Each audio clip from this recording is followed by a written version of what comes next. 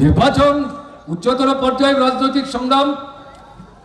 কর্মসূচির লড়াই, দৃষ্টিভঙ্গির লড়াই, বিকল্প পথের নিশানা দেখাবার লড়াই। কিন্তু এই পরিস্থিতিতে সারা দেশের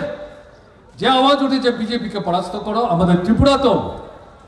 বিধানসভার নির্বাচনে যেটা একেবারে দুর্গড়া এসে বিশ্বাসঘাতকদের জন্য বাস্তবায়িত করা গেল না, এই লোকসভার নির্বাচনে ওই বিশ্বাসঘাতকরা এদের পেটে ঢুকে গিয়ে এই নির্বাচনে ওদের পরাজয় রুখবার জন্য ওদের প্রার্থীদেরকে জয়যুক্ত করে